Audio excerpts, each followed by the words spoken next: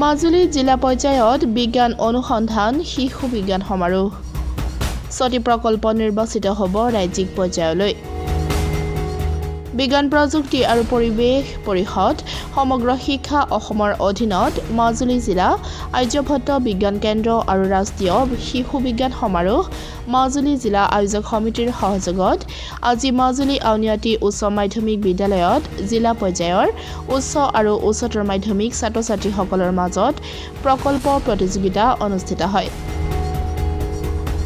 ইতিমধ্যে খণ্ড পৰ্যায়ত অনুষ্ঠিত হোৱা প্ৰকল্পৰ প্ৰতিযোগিতাৰ পৰা নিৰ্বাচিত হোৱা 15টি প্ৰকল্পৰ পৰা আজি ৰাজ্যিক পৰ্যায়লৈ 6টি প্ৰকল্প নিৰ্বাচিত হ'ব।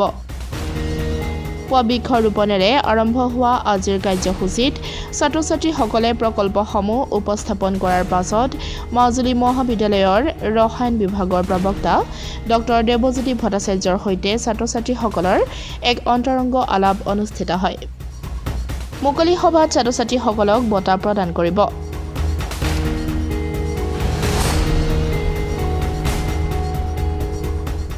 বিজ্ঞান প্ৰযুক্তি আৰু পৰিৱেশ পৰিষদ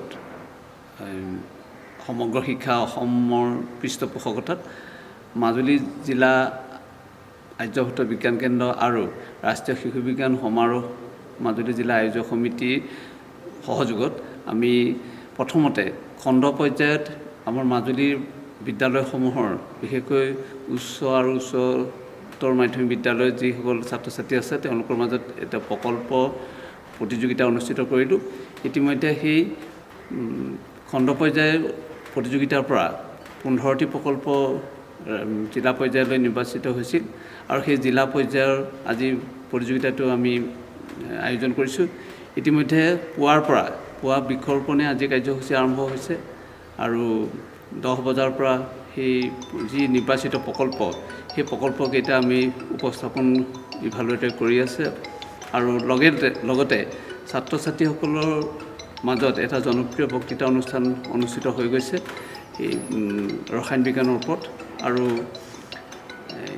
দুপৰীয়া 1 বজাৰ পৰা মুকলি সভা অনুষ্ঠিত হ'ব আৰু আজি কাৰ্যসূচী সেই মুকলি সভাৰ বঁটা বিতৰণী অনুষ্ঠানৰ পিছতে কাৰ্যসূচী অন্ত পৰিব আৰু আজি যি প্ৰতিযোগিতা অনুষ্ঠিত হ'ব তাত নিম্ন শাখাৰ 3টা প্ৰকল্প আৰু উচ্চ শাখাৰ 3টা প্ৰকল্প ৰাজ্যিক পৰ্যায়লৈ নিৰ্বাচিত হ'ব।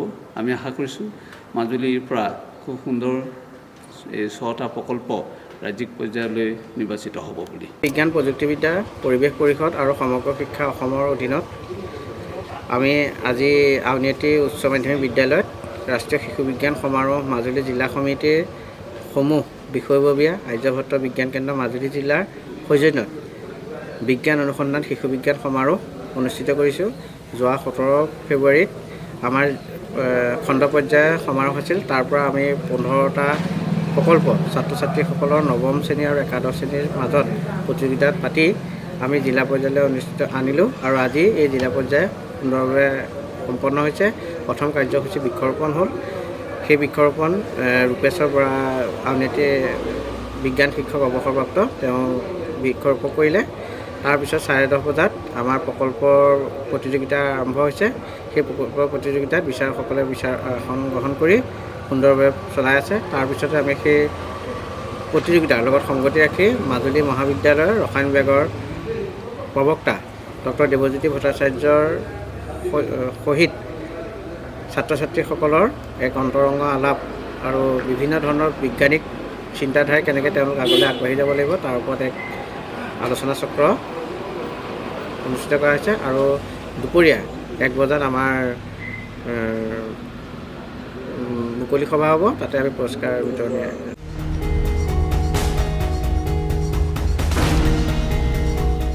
Report democratic Assam.